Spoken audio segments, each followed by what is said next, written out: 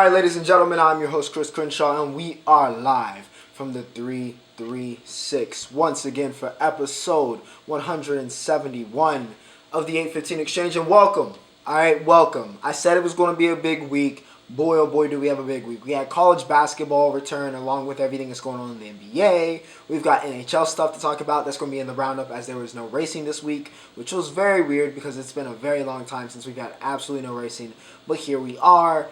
College football, it was a really rough week. I promise there will be no rant. Or if you came here for the rant, unfortunately there is no USC rant this week. We lost to Oregon. I'm going to get that out of the way. But before we even talk about that, we got to talk about UFC 295. So that's going to kick us off. And of course, we got the NFL in the main event and a lot to talk about in entertainment. So yes, sit back, relax, get your food, get your drink, wherever you're listening to me, whether it's in your ears or up on a screen, whatever you're doing, feel free to, sit back and relax. We got a full hour here on the 815 Exchange coming up. And as always, remember to like, share, and subscribe if you guys are enjoying the content. And as always, everything you're looking for if you are watching the visual portion of this, timestamps are embedded in the video. You can skip ahead to whatever segment you're looking for, and they are also provided in the description. But without further ado, ladies and gentlemen, let's not waste any more time on this intro. UFC 295 was this past week in Madison Square Garden, and I'm gonna be honest at this point. I feel like Dana's trying to make Alex Pereira the king of New York because he's getting all of the shine. I mean, if Alex is fighting in MSG, you know it's going to be a monumental moment for Poatan. And it was another monumental moment for Poatan as Alex Pereira does do exactly what I said was going to happen. And he gets the knockout of Jiri Prochazka to claim his second, becomes a double champ. One of the very few double champs in UFC history. One of the very few men to win in 2 weight classes. He becomes the light heavyweight champion of the world. I think it was a little bit of an early stoppage, though, and I think a lot of people thought that was a little bit of an early stoppage. Jiri, however, said it was fine. He said Peterson was fine to stop it where it was. I think you gotta especially with Jiri winning, I don't think that's crazy. I think Jiri was winning that fight, and honestly, may have been winning the second round at that moment. I feel like you gotta let him go out on his shield a little bit, just a little bit more, right? I get it. He was rocked. He fell back. Lost his balance a little bit. Alex had guard. But you gotta, not saying you gotta let Alex kill Jiri there in that situation, but you gotta let him get a little bit more, make it more obvious that, Jiri's got nothing left in the tank, or this is about to get really, really ugly. And I felt like Jiri still had some stuff to give in that fight. So, really unfortunate how that kind of ended for Jiri. But Alex, we kind of knew. He's just one of those people. He's got that, as I guess we call it now, we used to say the it factor, but he's got that aura. Alex got that aura around him. He's just one of those, he's special, right? You just can tell from the moment he walks into a fight, he's special or something special is going to happen. His striking, his kickboxing ability, just the way he's advancing in the MMA game is just, it's historic, all right? Quickest to ever win, 2 titles, so it's crazy. Just absolutely crazy. Called out Izzy because they are forever rivals, born to fight forever. He calls out Izzy, says, Izzy, who was supposed to be taking time off till, I think he said 2027. He said, Izzy, you're too talented to do that. You brought me, quote unquote, out of the bar. I'm here to take you out of the bar and motivate you to come back. And let's run it at 205. So I don't know if that's going to happen. We'll see. Izzy kind of responded with, I knocked you out last time. Relax, but we'll see what happens. But yeah, hate that for Jiri. I wouldn't be mad if he got a direct rematch. John wants in. A lot of people want in. It kind of reinvigorated this matchup, reinvigorated 205 division. So we'll see what happens. But yeah, Poatan becomes a legend. Tom Aspinall also became a legend as he claims a long-awaited UFC heavyweight championship. I think a lot of people thought that Tom was kind of destined for it. He gets it done. He knocks out. I said I could see any finish coming in this fight last week when I was doing the little preview in the Roundup. And, this was one of my more unlikely, but still possible. But Tom Aspinall knocks out Sergey Pavlovich in the first round. Not round 2, not round 3, not in the championship rounds. No. In round 1, starches Sergey. Really good fight. I mean, it was for the minutes that it was on. It was a really good fight. Sergey had Tom in trouble, but Tom did a really good job, stayed resilient, showed off that chin, landed the right shots, and yeah, put Sergey's lights out. I mean, it was destiny, you know, with the build up with Bisping and, you know, Tom's family. It just felt like he was the fighter of destiny on Saturday night, and he got it done. So yeah, shout out to Tom Aspinall. It's a new era in the heavyweight division, and I think this is the right direction for the heavyweight division to go. Listen, John and Stipe was not going to be much of anything. John was probably going to smoke Stipe. Stipe's out of the game. He's been out of the game. He's pretty much retired, so I wasn't a big fan of that. John is fine. All right, whenever John comes back, he can run it versus Tom. But yeah, shout out to Tom. He gets it done, becomes heavyweight king. This was a crazy card. I said it was going to be a crazy card, and I was exactly right. The main card especially was nuts. We went 5 for 5. All right, you saw the main event and co-main event. Both were knockouts, right? Both were finishes. We went 5 for 5 on KOs in the main card. I don't know if that's ever happened, or if anybody can let me know when that ever has happened. That, I mean, just insane. All right, insanity. Absolute insanity. We went 5 for 5. We were done by what? 12 or 1? I mean, it was, or 12:30, I think we were done by. It was one of the fastest main cards. Has to be ever. Jess Andrade demolished Mackenzie Dern. I don't know what Dern's game plan was. Everybody knows about Jess's power. Don't know why Dern wanted to strike with her, but yeah, it felt very reminiscent of Nunes and Rousey. If you remember how that fight went, that's about how this fight went, to be completely honest with you. BSD and Diego Lopez might be the real deal. They were the other two fights on the main card, opened us up. They look very, very impressive. Of course, like I said, they got finishes in both of those fights. But yeah, crazy UFC 295. Alex might be the king of New York at this point. He is certainly the heavyweight king. And Tom Aspinall chases heavyweight greatness and gets it done versus Sergey. UFC 296, I think this was the last one of the year. Maybe there's one in December. There might be one in December 296. But yeah, I think that's Leon. Could be wrong, though. Y'all let me know. Either way, UFC 295 lives up to the hype. Now, ladies and gentlemen, as we take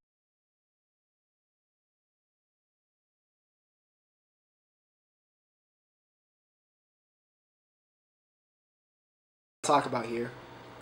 It was a big, big, big week. We are getting down to the nitty-gritty, the last weeks of the college football season. It's time for the movers and shakers to move and to shake.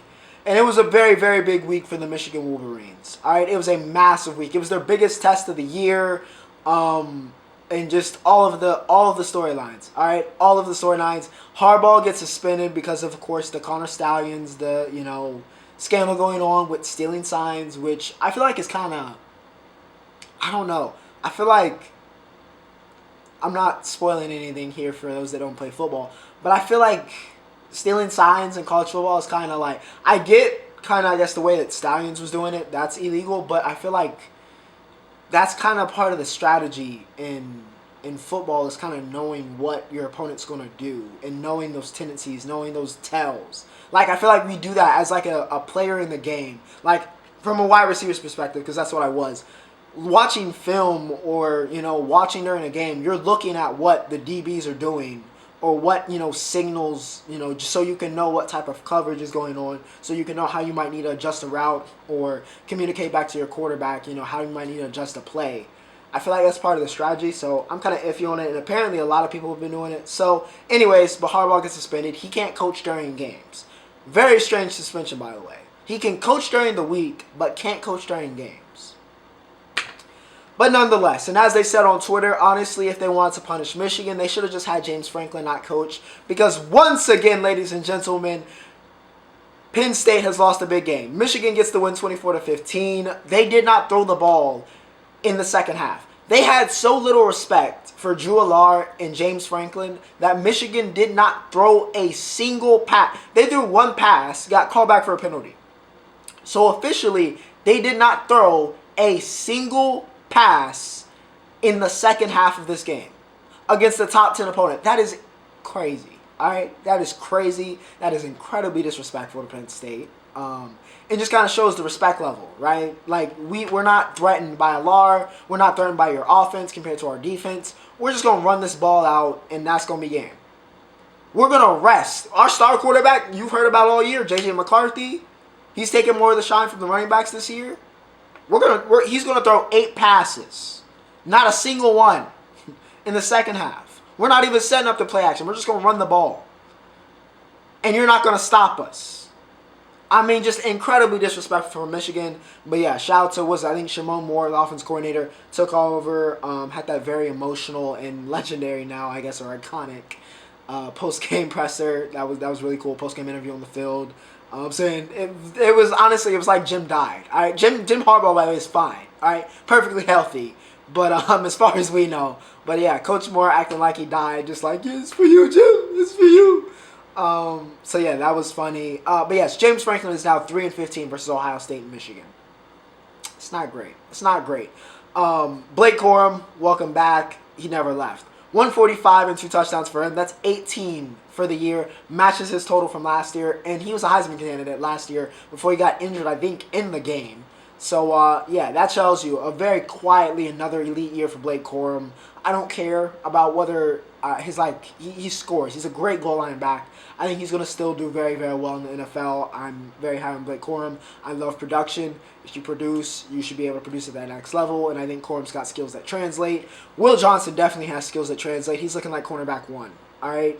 Next year, he is looking like cornerback 1 and certainly looking like one of the best DBs in the country. He shut down Keandre Lambert-Smith, had 2 pass deflections. He was fantastic, all right? Michigan defense as a whole was fantastic, but he was fantastic in this game. Drew Allard had a nightmare. I keep waiting for Allard to take that jump and be that guy we expected him to be coming out of high school, but it has not happened. For whatever reason, it has not connected with Allard. It did not connect in this game. He might have been better off doing what McCarthy did. Because he barely, and I mean barely, I don't even know if I can say he outplayed McCarthy, and McCarthy might as well not have played in the second half. Allard goes 10 for 22, under 50%, 70 yards passing in this game, and 1 touchdown. He also had 49 yards and a rushing touchdown as well. But still, under 100 yards passing is not going to win you a game. Especially not a top 10 game against Michigan. It's not going to happen. Allard was dreadful. I can't even sugarcoat it. Chop Robinson, by the way, though, was a standout for Penn State. The defense was solid. It was solid. As you can tell with the score, Penn State defense was solid. Chop Robinson did not have a tackle. He did not have a sack, but he wreaked havoc and had a major impact on this game. He had great pressure, especially in that first half. Part of the reason why I think Michigan pivoted away from the past game. So yeah, shout out to Chop. Made himself some money on Saturday. But James Franklin absolutely did not. But, I mean, it's kind of that strange situation where Penn State can't fire. And I think we talked about this when we talked about Ohio State. We've talked about this previously, right? Even though he's 3-15, right, against the 2 teams that matter in his conference, you can't really fire Franklin, right? He gets New Year's 6 wins. You're basically near a top 10 team every single year. He's going to get you double-digit wins. You're just never going to beat Ohio State and Michigan. So it could be worse. You know, you could pull in Nebraska, fire Pelini, right? Fire Coach Alzini in that similar situation, maybe even on a lesser scale, and then your program goes to crap. So it's a really tough situation for Penn State to be in, where you're good enough to be competitive and still bring in top recruits and still, you know, be competitive, but you're never going to be a champion, it seems, with him at the helm. So we'll see what happens. But yeah, Michigan passes the test in the most disrespectful fashion possible. Alabama smoked Kentucky. All right, there's no other way to put it. This was a Jalen Milroe game. We talk about Two-Face every single week. All right, I need to make a graphic, or if y'all want, one of y'all want to, right? I need to make a graphic with Jalen Milroe as Two-Face. But the coin was on heads, I guess, all game long. Because besides the interception, Milroe was fantastic. It was the best game I've seen from Jalen Milroe. He looked like an elite quarterback. He plays like this the whole year. He's a Heisman candidate. He's a Heisman candidate. He was phenomenal. 6 touchdowns in this game for Milroe. A hat-trick passing, a hat-trick rushing. It was incredible. All right, it's incredible to watch. He looked like the quarterback that Tide fans think he can be. He was that in this game. He was massive. The Bama defense as well, even though they end up giving up 21 points, 49-21. A lot of that was kind of late. Bama's defense was still phenomenal. Of course, that front 7 we talk about every week. But Terrion Arnold is better than Kool-Aid McKinstry, and I'm not really going to take an argument on it. I'm not. Terrion Arnold is better than Kool-Aid. He has been better than Kool-Aid. I don't really think it's an argument, in my opinion.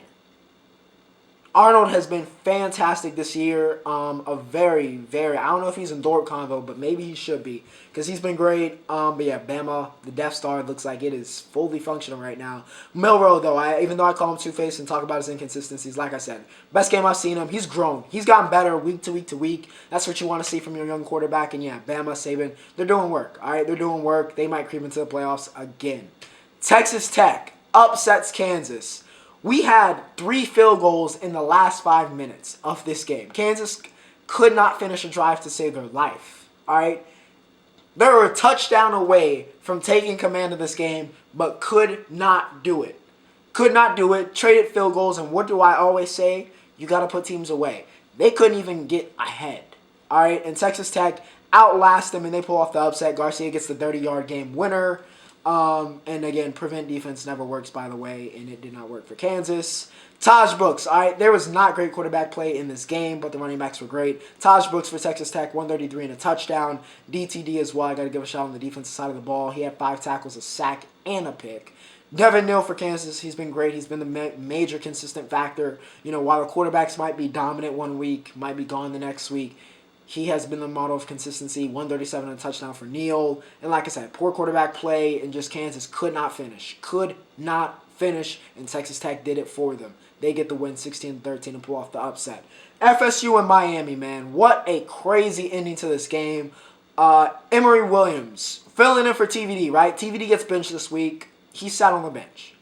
Emory Williams has a very up-and-down game, shows flashes. His family, as ESPN so delightfully after he got injured, which I'm about to talk about, showed us, was in attendance. This is a major rivalry. He plays a solid game. All right, solid first starter game. It was kind of crazy, hectic. It wasn't pretty on the box score, but he was doing some things that could have, maybe won Miami the game. He puts his body on the line for the first down here as we're going down. Last drive, maybe to tie the game. Puts his body on the line. Breaks his arm horrifically. All right? Horrific. We can't show replays. Game stopped for 10 minutes. So guess who's trotting back out there? And in any other situation, you're thinking, hey, I had to bench my starting quarterback. Well, now he's back in for this last drive. TVD, who's gotten, preseason All-ACC, and we've talked about preseason All-American, in past years.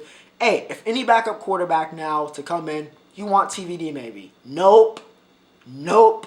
He has an awful last drive, throws a pick to end the game, and shows exactly why Miami benched him. And Florida State survives 27-20 at home. But yeah, hate that for Emory Williams. TVD, what a fall off. What a fall off. Normally when we talk about FSU, of course, we talk about that man JT, Jordan Travis. No, not this week. Trey Benson, 80 yards and 2 touchdowns. I feel like he's been doing this forever, but yeah.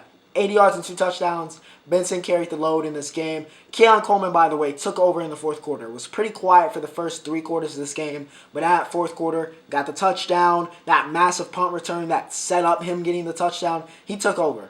He took over, showed why he is, in some people's eyes, wide receiver 2. I think at the minimum, because there's a lot of great receivers in this year's draft class, beyond Marv even, minimum wide receiver 5.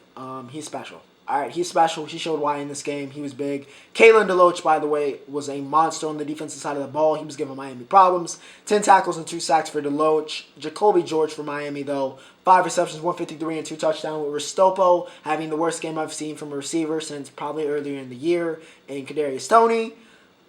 Somebody has to step up. All right, somebody had to catch Emory Williams' balls. Pause. And it was Jacoby George. 5 receptions, 153, and 2 touchdowns. Francisco Maguire had 9 tackles, 2 sacks, and 2.5, but it wasn't enough, baby. It was not enough for the U.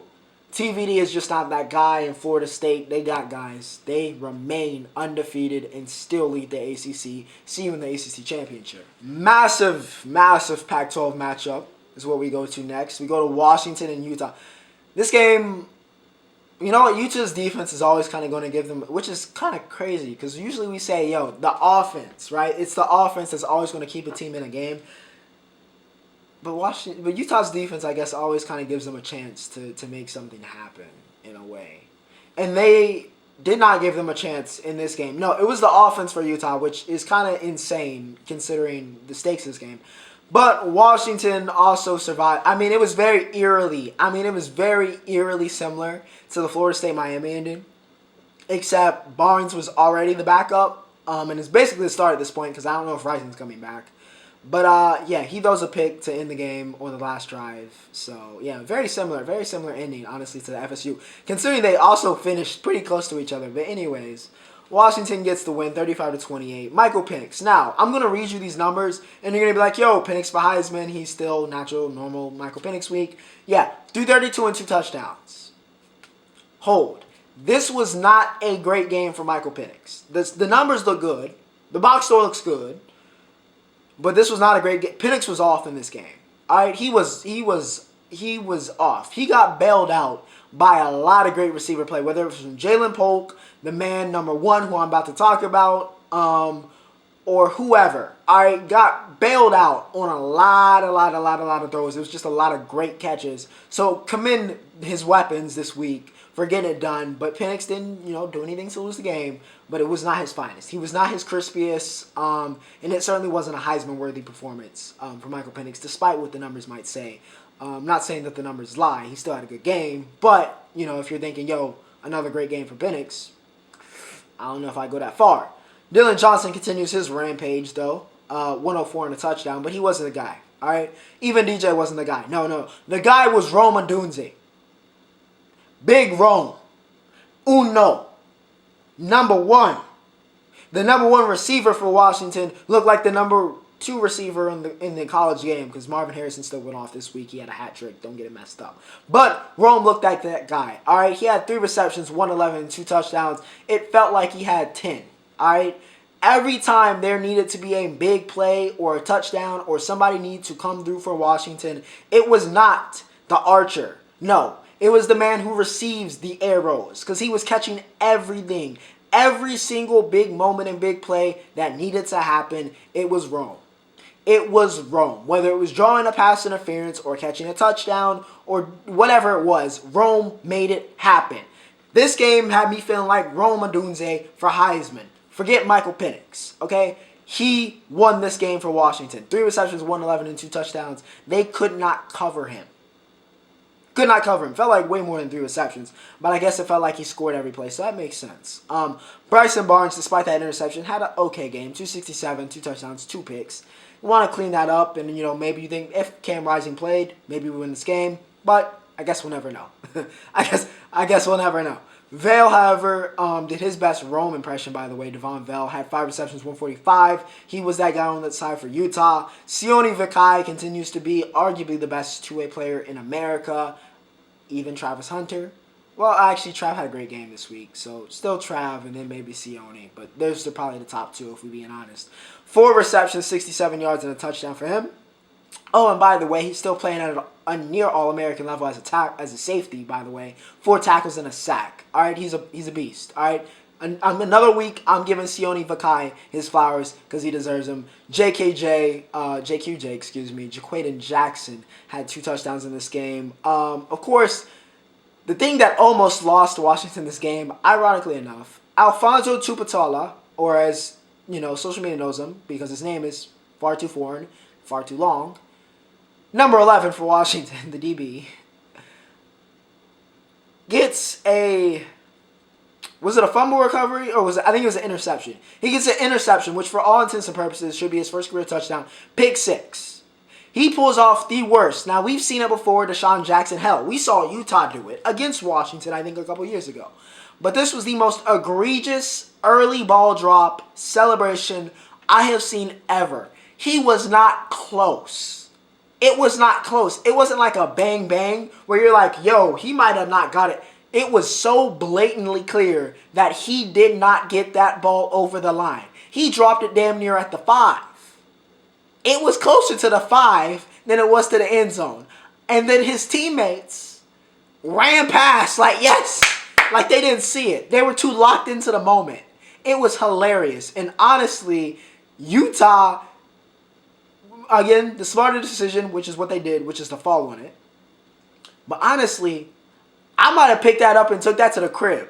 If y'all want to celebrate and do all that, I'm going to pick this up. I'm going to take this to the crib. And this is going to be an even funnier moment. Because then Utah would have taken the lead in this game, by the way. Unfortunately, for Washington, they get a safety on the next play. So it all works out, right? but they nearly lost the game on one of the funniest moments I have seen. Probably one of the funniest moments of the year in college football. Just an absolutely egregious ball drop from Tupatala. It works out, obviously, for Washington, but yeah, that would have been a hilarious and potentially traumatic moment for Husky fans everywhere if that had gone awry. Missouri and Tennessee was the other ranked matchup this week. There was a couple. Boy, has Tennessee... Listen, Hendon Hooker, man. 336 legend. And now a Knoxville legend. All right, and it's cemented. Not that Joe Milton played bad necessarily. He played fine.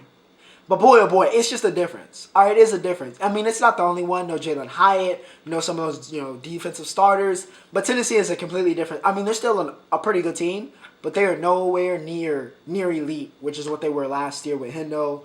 And yeah, Mizzou pummels them. All right, 36-7. It was a butchering.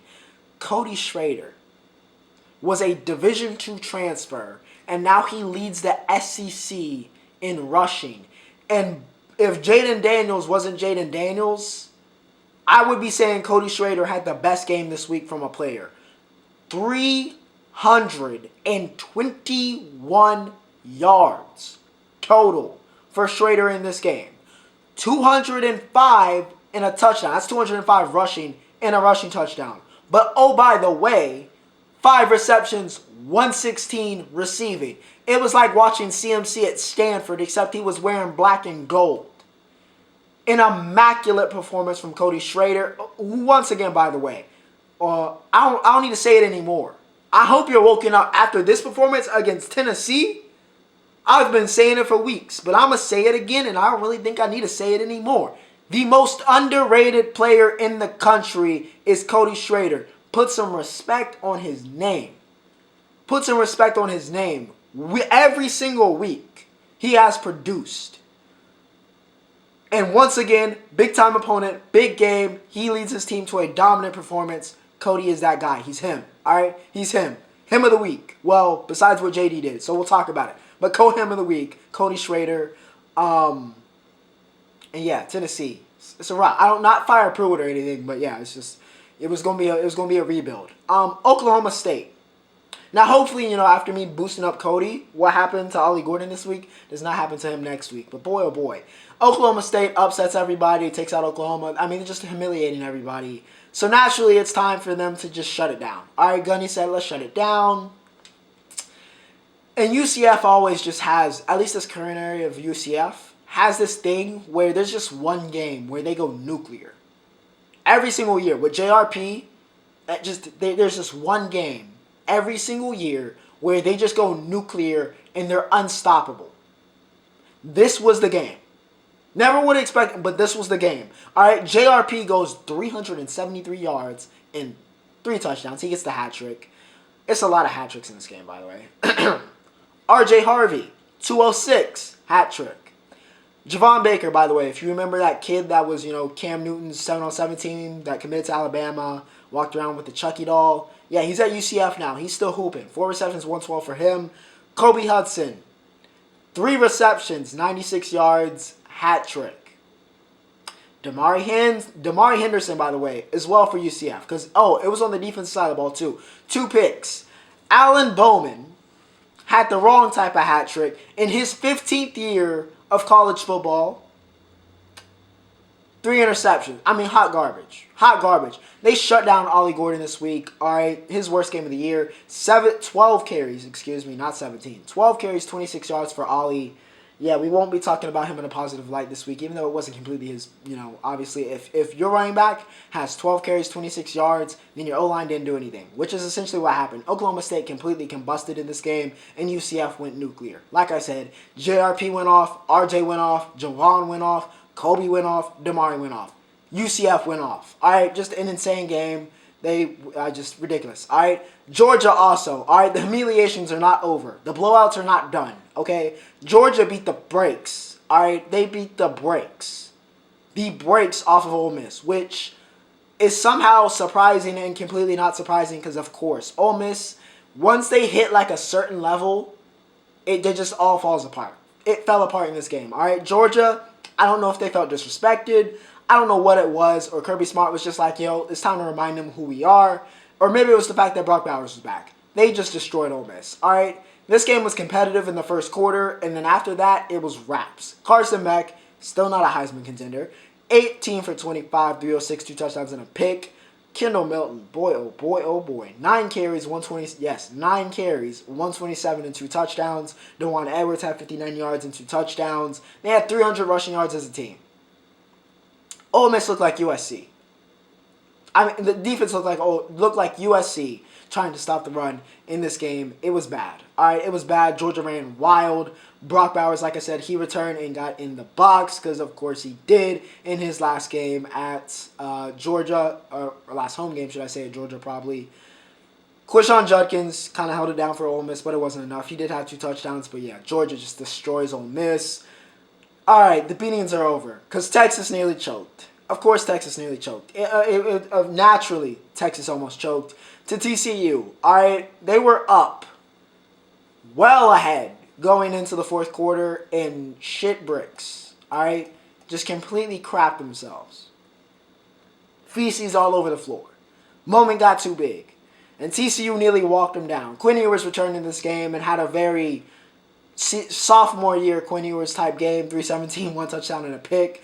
Jonathan Brooks, as he has for pretty much the entire season for Texas, hook 'em, carried the load offensively. He had 178 and 2 touchdowns. But then he tore his ACL, which is a nightmare scenario for Texas. However, they do have Cedric Baxter, number 1 running back coming out of high school. So maybe, just maybe, it'll be okay. But that is a big loss because Brooks was honestly in Walker conversations.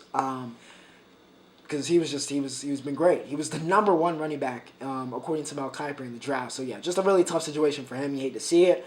Xavier. 10 receptions, 137 for Xavier. Worthy. He was very worthy of that number 1 wide receiver tag. He got it done this week. Josh Hoover for TCU helped lead that comeback. 302, 2 touchdowns and a pick. Emari Bailey had 98 yards and a touchdown. Savion Williams could not be stopped. He had 11 receptions, 164 and a touchdown to outduel X. But it wasn't enough. Texas holds on and survives TCU, and that's the best way I can put it. LSU. He's the Heisman. He is the Heisman. All right? He did the pose and everything. I don't care that LSU has 3 losses or they might end up with more than 3 losses. He is the Heisman. He is the Heisman. Jaden Daniels is the Heisman. It's not particularly close. Stop trying to do this thing where it has to be some top 10 quarterback or top 10 teams quarterback, all right? Because those guys are not really elite this year. Jaden Daniels is elite. He is the Heisman, all right? 606 yards total. Now, Florida kind of sucks this year. 52-35 is the game, and by the way, LSU doesn't play defense either. But 606 yards total for JD. 372, 3 touchdowns passing, 234, and 2 touchdowns rushing. If you do that against Florida, I don't care if they're in the depths of crap. Heisman. He leads in every category except for touchdowns because Caleb Williams exists. So, you know how it goes. But he's the Heisman, okay? Stop. It's done. It's pretty much settled. Unless he falls off, it's going to be very hard for y'all to convince me one of these other QBs, not named, I guess, Caleb, should be Heisman over JD. I'm going to be honest with you. BT Jr., by the way, 6 receptions, 150 and 2 touchdowns. Malik Neighbors, 6 receptions, 132. LSU's receiving corps, by the way, they're not wide receiver U. I'm not going to give them that denotion. But, I mean, they hey, I mean, I'm not saying they're Ohio State, but they producing them. They producing them down there in the boot. That's all I'm saying. All right, Neighbors and BT Jr. go off again another week. Graham Mertz actually wasn't god-awful. Like I said, LSU doesn't play defense. They're kind of like USC, all right? They're kind of like probably a little bit better than USC, honestly, but pretty close, okay? Pretty close. 311 and 2 touchdowns for Mertz. ETN had 99 and 3 touchdowns, but of course, even the hat trick wasn't enough, all right? Jaden Daniels is the Heisman. Carolina survives Duke, all right? Maybe they shouldn't have. Maybe they should have. It's whatever, all right? Carolina beats Duke in double overtime. It was the best game of the week, okay? Drake May was a magician, 364 and 3 touchdowns and a pick. He's Drake May. He did Drake May things. Amarion Hampton is Amarion Hampton. He had 169 and a touchdown. Amarion Hampton things. Tez Walker, 7 receptions, 162. He did Tez Walker things. You know how this goes. Grayson Loftus, though, for Duke. 189 and 3 touchdowns. I don't think anybody expected that. Jordan Waters went off in this game. We had a lot of great combined performance, like across different mediums, whether it was rushing, receiving, or quarterbacks doing passing, rushing. A lot of great yardage weeks, a lot of 100 weeks. Waters joined that club. Yeah, 201 and 5 touchdowns, 113 and 2 touchdowns rushing. He had 6 receptions, 88 yards, and a hat trick receiving. Trey Freeman also for, normally we talk about set or power, but no, it was a Duke linebacker this week. 14 tackles, 1 sack, and 1.5 TFLs, but that did not get it done. As Carolina survives in double overtime, Duke cannot get that 2-point conversion to send it to a third, and Carolina survives and wins. Wins at home. That would have been really, really ugly if y'all would have lost to Duke in that fashion, but it would have been hilarious for me. I just kind of knew they were going to choke that at the end of the fourth quarter, but I felt like Carolina, with their talent, they could outlast them in OT, and that's what happened. One of the best games of the week. Look at the highlights, all right? It was very, very entertaining. And to end off this college football segment, Iowa beat another historic, literally the lowest under in the history of college football, 27 points.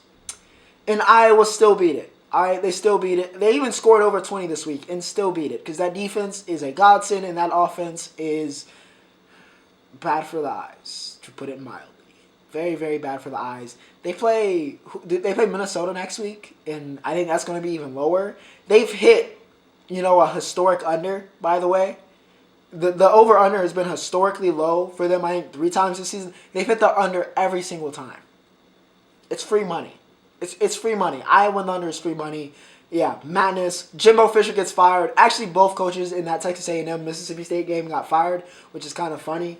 But yeah, Jimbo gets fired. He gets his 70, 80 mil. I should have been a head coach because that's kind of insane to be bad at your job and get 70 to 80 million dollars out of it. So Jimbo takes an L, but still basically wins. And yeah, Oregon washes USC. Not going to talk too much about it besides the fact that, hey, we only gave up 36 points to Oregon. That's a win. And Caleb Ball, that's a win. That's a win. As far as I'm concerned, that's a win. Photography or the camera transition, which is low-key my favorite transition, I'm not going to lie. In this pack I have, it might be my favorite one. But yes, that transition came through, so it's time for ENT, Entertainment. We got plenty to talk about, all right? Welcome to the Midway Point by Way of podcast. Invincible. Mark. Still trying to balance his kind of life, as we see. And it's going to be a recurring theme if you haven't read the comic. It's going to be a recurring theme, trying to balance being a superhero in his life. It's one of the things he battles with. And it's realistic of a superhero to kind of battle that throughout his life. But yeah, he's trying to battle it here. Nearly misses graduation, but it works out. By the way, Amber has been fine. She has been unnervingly fine and good as a girlfriend. And very understanding this year. So I don't know if that was a change from last year, but I actually like Amber this season. So yeah, good for Amber. Good for Amber and Mark. All right, good for them. Adam Eve versus her family continues. Her dad is a hater. He's racist towards superheroes or people with powers, and he was like, she made a solid goal, probably worth a lot of money, by the way, and just threw it in the trash, which throw it in my neighbor's trash because I'm taking that and I'm paying off my student loans. Okay, but anyways, Adam Eve versus her family. Even though I get it, but it's still he's still whack. All right, her dad is still whack. He sucks. The Shapesmith Mars plot, very interesting. Yeah, I liked how they kind of incorporated that, kind of previewed it. It was nice for the comic readers. If you know, you know. For the people just watching the show only, it was a nice little preview, kind of setting up for that storyline. And of course, Engstrom, who was regressed to just a post-credit scene, is looking to find weaknesses in Invincible. So yeah, we'll see what happens. But another great episode 2 of the season. I think we're only doing 4, and then there's a little bit of a break, which feels very anime of them. But yeah, episode 3 next week, we'll talk about that. Loki, season 2, episode 6, which apparently is the season finale, because Hiddleston pretty much, and it was a fitting end to the character. All right, it was immaculate. Okay, it was the best. All right, Loki is the best. I've said it before, I'll say it again. The best Marvel property they've made in a bit, by the way, probably since Spider-Man, and it's the best show they made. Not counting maybe Daredevil, if we're counting those the Netflix shows, right? But like of the ones they've made on D plus, definitely the best D plus Marvel show. Just an incredible finale. An incredible finale. Loki versus He Who Remains. Of course, we found out that He Who Remains, of course, as we obviously, he knew exactly what was going on. He expected, anticipated Loki's time slipping and figuring that out and trying to figure out a way to prevent it all. But Loki turns the tide on him. He decides to, become a god and kind of reach into his potential. The only throne he never wanted is the one that he got. He becomes basically the keeper of time. He's holding it together. The Norse tree of the world, I forget its name.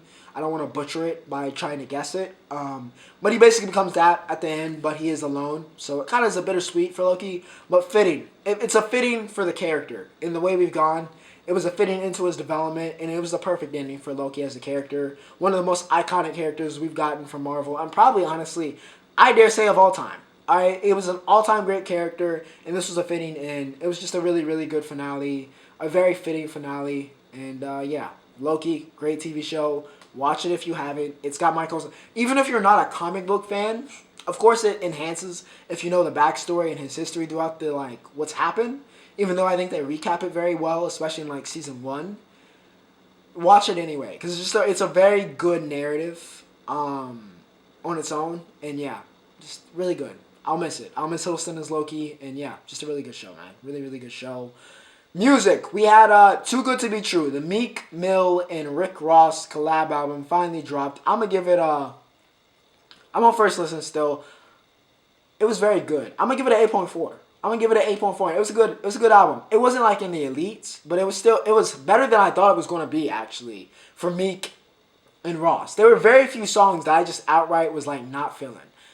So, yeah, really good. Go to Hell, I think, was my favorite off of first listen. I think it's going to change. I think they did a really good job with the beat selection. I think Meek, at certain points, outshined, honestly, overall, Ross on this album. So, yeah. Shout out to Meek, man. Shout out to Ross, though. He still did his thing. Still had some great verses. And, yeah, it was a really good collab album. I wasn't sure what to expect, but, they came through. 8.4. I think it's pretty fitting. Drama by Aespa, the mini album, it dropped. Of course, we did a reaction to Drama. That was incredible. Okay, that was incredible. The mini album as well was very good. No rating, but was still very, very good. I think Trick or Trick was my second favorite song on the album.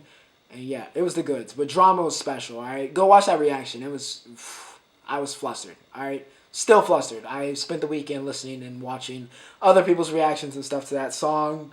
SKZ dropped Rockstar. Megaverse was another great SKZ. They're one of the best at intros, by the way, in the game. But yeah, Stray Kids, Rockstar, solid album. No rating, but yeah, very good. And if you want, go the reaction to La La La La La, another Stray Kids banger.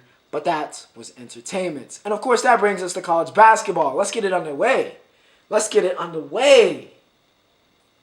We're going to talk about the ladies, because we're going to be talking about the ladies throughout the year, all right? We're not waiting until it just pops off, because it's going to pop off. We got more stars in the women's game than in the men's game, so they're getting equal footing, all right? So we're talking women's basketball in this show. Iowa and Virginia Tech, all right? In my city, all right, at Spectrum, Caitlin Clark, of course, she shows out, all right? 80-76, it was a really good game. Iowa continues to... She's just different. Alright, she's just different. Caitlin Clark is just different, bro. It's insane. It's actually insane. And this was one of the, wasn't one of her best games. She had 44, 8, and 6. Should have been 44, 8, and 12. But had an off game for her standards. She shot 13 for 31. Didn't shoot great at all. But still was the best player on the... It's insane to watch her. I've never seen a player really control the game like Caitlin Clark does. She's just the engine for Iowa, and she is the best engine you can possibly have. The best. It is insane what she's able to do. She's just an incredible player. And super fun to watch, man. Super fun to watch. Iowa looks as dangerous as ever, even with losing Cesano. They beat another great team in Virginia Tech. Georgia Moore went off, all right? She's real. She's the real deal. 31, 7 threes. Kidley had 16 and 6, finished with 16 and 6, but I think they could have incorporated her more. Maybe they would have won this game. I think Iowa's weakness is, in the interior, and I don't think Virginia Tech and Kenny Brooks did enough of a job kind of trying to exploit that and didn't do a good enough job defensively. But nonetheless, Caitlin Clark is Caitlin Clark. She, by the way, she had a triple-double on the weekend and broke the Iowa all-time scoring record. So, yeah, CC is still CC. LSU, number 1 team in the land. Super team, all right? For all intents and purposes, a super team. Yeah, about that. Lose to Colorado in game 1, 92-78. Frida Foreman had 27 and 7 threes. Noah Vonalea's sister, had 24. And the super team notion went to death. All right? They didn't look good. HVL looked like she hadn't found her rhythm. Angel was getting cooked. To be brutally honest, was getting cooked. The box score made her look a lot better than she was in this game. And I didn't even read her stats because they weren't notable enough to do so. But yeah, it looked like nobody had been in the lab. Alright? It looked like nobody. Flaw J had went 1 for 3 or something crazy. Like, she was getting cooked. I think she's kind of overrated. No offense to Big Four, but I think she's a little bit overrated. I think a lot of people, because of her fame and the rapping, I think a lot of people think she's going to be some superstar. She's not a superstar. She's not. She's very famous. She's a good player, but don't expect her to be like one of the leaders of the new school in terms of like talent. She's not. She's not that. She's not, at least not yet. And yeah, LSU just gets cooked. All right, they got exposed. Nobody been in the lab. They'd been kind of hungover. So yeah, it felt like a championship hungover. Colorado beats them. Of course, they win their next 2 games, so get some respect back. But yeah, certainly didn't look like the super team that they're supposed to be. Stanford beat put it on Indiana. Now, I know Cam Brink likes to play Indiana, but I didn't even expect this. They're playing Mackenzie Holmes. So another All-American, by the way. And Cam Brink destroyed her. All right, Mac went 3 for 12 in this game. Cam went 20, 17, and 4. She is the best big in America. No disrespect to Camila Cardoso, who, by the way, went under the radar because she was playing behind Boston, but she real too. But yeah, Cam Brink is the best big in the country. It can be a little bit of a debate, but she, in my opinion, is the best. 20, 17, and by the way, she's the best defensive player in the country. 4 blocks. Kiki Irfan, big time. She's going to have to be big time for Stanford to be as good as they could be. She's got to be big time. She was big time in this game. 20 and 11. A lot of people were worried that Stanford was going to take a step back, losing Lauren Betts, but no Betts, no problem. Stanford destroys Indiana 96-64. And NC State upsets UConn. Sanaya Rivers, former number 3 player in the country, coming out of high school, went to South Carolina, transferred to State last year. I think won ACC Newcomer of the Year. This year, she made that jump to superstardom, it appears. This was her breakout game. She wanted it to be her breakout game. This was her breakout game. 33-10, 5, 3, and 3. All right. An incredible game for Rivers. She led the Wolfpack, and yeah, they just were in control of this game and never looked back. All right, they straight up never looked back, and yeah, they took out UConn.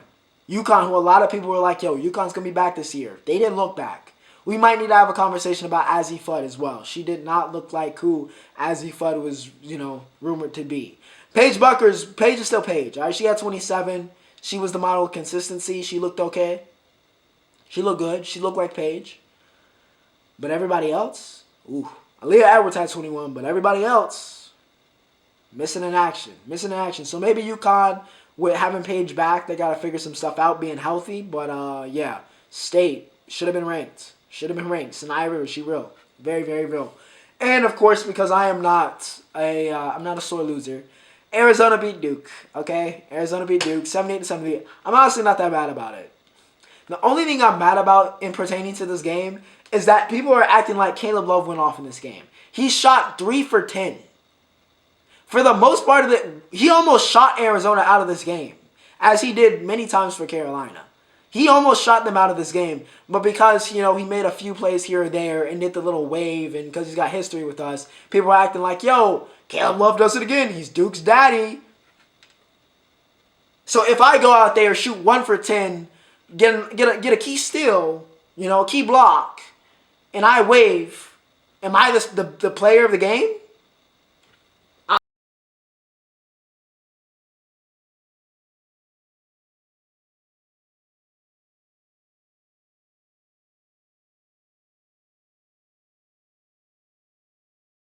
Beat us. I'm looking at that roster, and they got some hoopers. All right, they got some players. And Arizona, I think, has been underrated for a while. If you look at their results and what they've been, sure, they haven't always showed up in the tournament, but in the regular season, man, Arizona is a very, very good team, and they got a very, very good team again this year. I think we're going to be fine, but yeah, we need some adjustments. All right, like why Sean Stewart's not starting over Ryan Young. Tyrese Proctor needs, if Tyrese is going to be a top 5 or lottery pick, he needs to look like a lottery pick in big games, which he did in this game. Flip was Flip, Roach was Roach, but we need more. All right, we need more, and stop smacking the boards if we're in a crucial situation where we don't have control of the game, because it just never works. All right, it's bad voodoo nowadays. Bad voodoo. Shout out to Arizona, though. They're a very good team. They get the win. And yeah, college basketball underway. It's going to be a fun season, I think. It's going to be another fun season. I think we're still feeling that COVID effect, so I think it's still, I don't know if it's going to be as chaotic as last year, but we'll see. All right, I think we're going to see a lot kind of what's determined as the season goes on. But yeah, that was CBB. NFL this week, all right? Week 10, I believe. Yeah, week 10. Unfortunately, we had to start off with the Panthers and the Bears on Thursday night, which is just, it's kind of cruel and unusual. It's really cruel and unusual. The player of the game was Deontay Foreman on my fantasy team. Thank you. I'm not going to really talk too much about this game because there's really not too much to really talk about to this game because I don't want to talk too much about this game because it's honestly offensive. The real notable thing about this game is that the Bears did themselves a service, all right? Because as you know by now, the Panthers do not have their first, what might be the first overall pick, by the way. They don't have their first rounder. The Bears do. The Bears helped themselves out by not only getting the win, but furthering the pity of the Panthers. And yeah, I think they're literally currently positioned as the number 1 pick in the draft. Marvin Harrison Jr. might be coming to Chicago because I don't think they're going to get rid of Fields, actually. I don't think, even with Caleb there, I don't think they're going to get rid of Fields. So I think Marv might go number 1. But we will see what happens. Bears beat the Panthers, though. Yeah, just a god-ugly game. It was honestly offensive. It's honestly offensive the way that the league started this week. Like, we said Thursday, we're just going to do the Bears and the Panthers. Oh, we got a Germany game this week? Send the Colts and the Patriots. Like, offensive. We did not send our best. We did not at all send our best. All right, the Colts beat the Patriots in a horrific game, 10-6. Mac Jones is finished. All right, it's over. Okay, it's done. It's done. Okay, it's over. He got benched for Bailey Zapp on the last possession of the game, and then Bailey Zapp threw a pick. It was Bill O'Brien and Bill Belichick are just. The two Bills are just in a series of distraught emotions currently watching the quarterback play. It must be something to go from Brady to this. Like, it's just got to be, it's got to suck. It really has to suck. But, yeah, the Colts beat the Patriots in a god-awful game. We did not send our best to Germany yet again. But, hey, it's what it is. Let's talk about some actual football, all right? The Houston Texans, okay? I said last week, I was like, yo, I'm a big C.J. Stroud believer. I'm still a big C.J. Stroud believer because the Texans won 30-27. But you know what? I don't even think that Stroud was the reason they won this game. He had 356, all right? He had 356, 1 touchdown. I think he also had a rushing touchdown as well in this game. Yeah, just a short little 8-yarder on the goal line. DeMeco Ryans. I'm a DeMeco Ryans believer. All right, even maybe more so than I'm a CJ believer, I'm a DeMeco Ryans believer. He needs to be coach of the year, or at least in contention, very high contention, because what he has done for this Texans team, who are not supposed to be 5-4, even in theory before the season, if CJ plays to CJ Stroud potential, he does what he's doing now. They weren't supposed to be this good. But here we are. DeMeco Ryans has done a wonderful job. He has been that answer for the Texans. What they had been missing, I think, was DeMeco Ryans because the way he has elevated his team has been nothing short of phenomenal. They get a huge win versus the Bengals. I mean, a huge win. Even with no Chase, no Higgins, you still expect the Bengals to beat the Texans. That is not what happened here. That is not what happened here. Now, Joey B did not have his best game. He threw 2 picks, went 347, 2 touchdowns. The Bengals did not have a great running game. Once again, shout out to DeMeco Ryans, that defense. Chase ended up playing in this game, by the way. He had 5, 124, and a touchdown. Tyler Boyd could have won this game. But he dropped that touchdown, and it came back to haunt the Beagles because they only end up getting a field goal in that possession. They get a touchdown. They're all right. They're all right. But that drop ends up being costly. He still had a very good game. 8 receptions, 117. But, man, that drop is one of those that you think about, and you're like, man, if only. If only. Noah Brown had a monster game. 7 receptions, 172. He could not. I mean, the Bengals had no answer. Had no answer for him. Sheldon Rankins as well. 3 sacks in this game. It was just a phenomenal team performance. A gritty, a winning team performance from the Houston Texans, and a clutch performance nonetheless. The Bengals tried to come back at the end, tried to rally. Once again, that Tyler Boyd drop was massive. After Stroud gave them an opportunity. For all we talk about Stroud streets, that pick was ugly. That pick he threw late in that game should have lost him that game. But, like I said, Boyd with that drop kind of bails him out. Then he leads them down the field, gets the field goal to win the game, and yeah, all is well. Texans still rolling. DeMeco Ryans, Coach of the Year. The Steelers and the Packers again. Another game that was not like terrifically great. Not great quarterback play. Jordan Love threw 2 picks. Pickett was under 200 yards. Jalen Warren was great though. 101 and a touchdown. I think he also got some work receiving as well. But yeah, nothing really of note to really talk about too much in this game. I know TJ Watt got a sack, moved up on the all-time sack list. So yeah, shout out to him. Jaden Reed had a solid game. But yeah, Steelers get the win. Shout out to Mike Tomlin because this Steelers team is not that good. But the record is really good, 6-3. So yeah, you'll take it.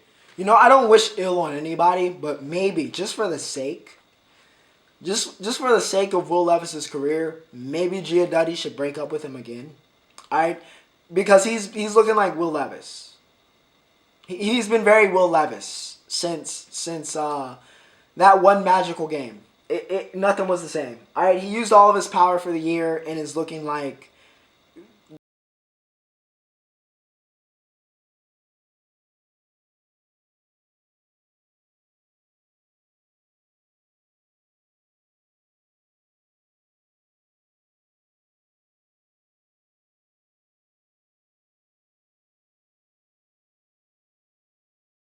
Let's talk about another game.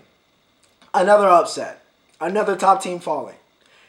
In the same division, by the way, as the Bengals. Yeah, the Ravens. We have praised Lamar endlessly this season. Right now, I'm going to ask, what in the hell was Lamar Jackson doing in this game? All right? Because frankly, I don't know. All right, he's been great at moments. He was not great in this moment. He was detrimental to his team. The no good, horrible, very bad game for Lamar Jackson. He goes 13 for 23, 223, 1 touchdown, 2 picks in this game. It was ugly. All right, it was ugly, horrific, no good game for Lamar Jackson. Roquan Smith had 21 tackles, by the way, in this game. Anything with a pulse that moved for the Cleveland Browns. I felt like they said, hey, tackle by Roquan Smith. Every other tackle, which with 21 might be true. All right, it might be true. Yeah, 80 team tackles. He had what? 21 of 80 is what? He had a fourth? Yeah, a fourth of his team's tackles. Just like insane. Jadeveon Clowney, by the way, looked like old Jadeveon Clowney. But that's about as good as it gets for the Ravens. Because, yeah, Deshaun Watson didn't play a great game. But they could not stop Jermaine Ford, who had 107 yards. Amari Cooper put in another great performance. And that defense made big stops. All right, and once again, gave Lamar all types of problems for the Browns. They had 3 team sacks. Myles Garrett, 3 tackles, 1.5 sacks. Greg Newsome with that pick 6, though, late was the game decider. All right, it was the game decider. Baltimore was up 9-24 at a point in the third quarter. They were up 24-9. That lead vanished as quickly as they got it. But yes, they were up 31-24. All was well. They got the ball back, trying to get momentum back, and then Lamar once again throws a horrific pick 6 to Greg Newsome, who cribs it. And yeah, Cleveland didn't let up from there. Got back in field goal range, and Dustin Hopkins walks us off with the 40-yarder, and Baltimore just chokes. Lamar choked, straight up choked. Browns, good job. 49ers and the Jaguars. Yeah, this was just, another top quarterback, horrible week. Trevor Lawrence, horrific week. I mean, one of the worst. One of the absolute worst picks I have seen from a quarterback. Then again, We did have to watch Mac Jones throw that interception earlier in the week, so maybe not as bad, but it was still pretty bad. Trevor was god-awful in this game. He was bad. All right, wasn't completely his fault the entire game, but yeah, it was horrific. The 49ers are back. Debo Sam, it's something about when Debo Sam, I don't know if it's the vibes. Like, maybe it's the vibes. They need him for the pregame vibes for the 49ers to be the 49ers. When he was gone, yo, 49ers, overrated. They suck. When he's back, oh, Jaguars 6-2? Yeah, we don't care about none of that. 34-3. Drop it on the head. Brock Purdy, all of a sudden, is the good Brock Purdy again. 19 for 26, 296 and 3 touchdowns. The hat trick. CMC, I do have to say, we are mourning. CMC's legendary touchdown streak has come to an end, unfortunately. They kept him in, by the way, far too long because the game was over. Could have risked his injury. So not really smart. They tried to give him the TD. It didn't work out. So rest in peace. 17 games. Incredible stuff. But yeah, the touchdown streak is over.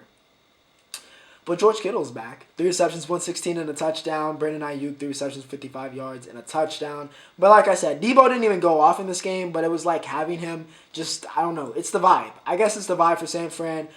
First game for Chase Young, he gets a half sack. Nick Bosa goes 1.5 sacks. It's like Ohio State all over again. That is going to be a problem. Fred Warner,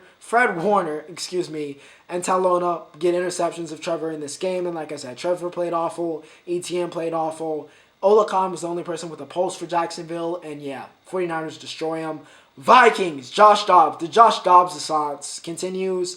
268 and a touchdown. All right, the aura coming off of Josh Dobbs right now. He is that guy. Even coming in, being shown to he is that guy right now. He might be able to just be a starter.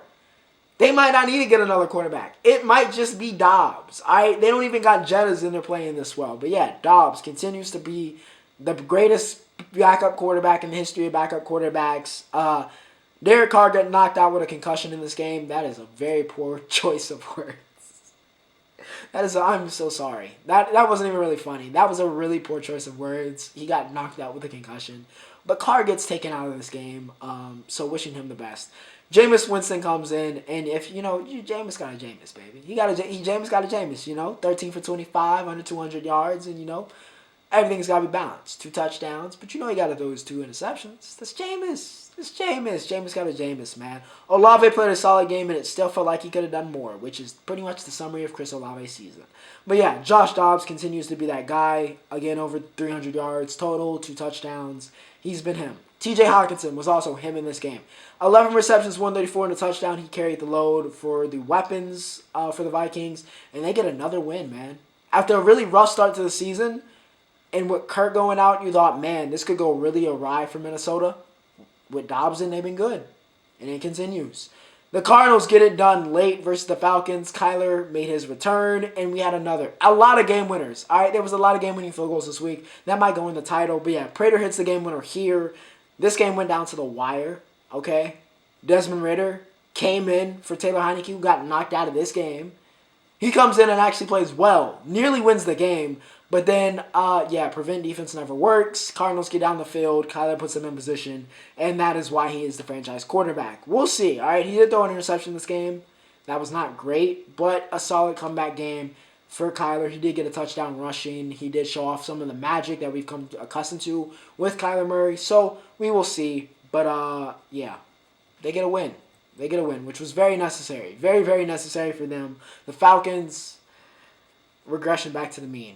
All right, that's what I'm going to call this. Regression back to the mean. Trey McBride, by the way, 8 receptions, 131. He was great. B.J. Olawari had 2 sacks in this game for the Cardinals. And like I said, they got it done late. Tyler Heineke wasn't great. But Ridder was much better. They fed Bijan a little bit more. All right, 95 yards, 22 carries, a touchdown. A little bit better. One enough, but a little bit better. Cardinals get the win. The Lions win a really good game versus the Chargers. All right, this was a back and forth game. But like I said, it was a big game, so the Chargers had to choke it. They had to choke it, and once again, because we're talking about Week 10 in the NFL, another game winner. All right, Riley Patterson this time, 41 yards. Keenan Allen, boy, oh boy, oh boy. 336, legend. Keenan, 11 receptions, 175, 2 touchdowns. Hell, Jay Herbo had 323, 4 touchdowns. But it wasn't enough. All right, we need to have a discussion about the fact that the Chargers do not have a defense. They do not have a defense. Not a defense. Like, a lot of the times, their offense will show up, but they always lose these 40-30, 40-40 games. They always lose these shootouts because their defense cannot make a stop. And, yeah, they could not make a stop against Goff and Co. And even though I said Goff and Co., it was really Monty and JG and Co. Okay? Goff had 330 and 2 touchdowns, but for all intents and purposes, boy, oh boy, oh boy. 116 and a touchdown for Monty, and JG, Jahmyr Gibbs, finally gets used correctly. 77 yards, 2 touchdowns. He also had 3 receptions, 35 yards. ARSB came back home, 8 receptions, 156, and a touchdown from one of the best receivers in the world, 5-1. But yeah, Detroit, back and forth game. It was a really, really good game, really fun game, but more pain for the Chargers. They lose another big game. Lions continue to be a really good team. Cowboys beat the brakes off the Giants. I'm actually not even going to pop up. I know, I'm very tempted to, but I'm not even going to do it because the Giants are just that irrelevant. Tommy DeVito, who looks like the son of one of the Sopranos characters, made his first start. It was a rough one for him. Dak Prescott, however, no slandering to my quarterback this week, 404 and 4 touchdowns. CeeDee Lamb had 11 receptions, 1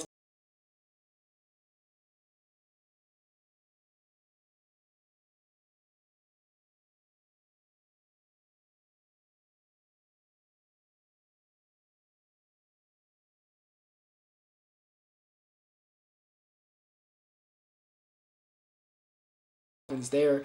The Commanders did everything they could to win this game, but the Seahawks also tried to let them win this game. But like I said, it's week 10 in the NFL, and that means we got another game-winning field goal.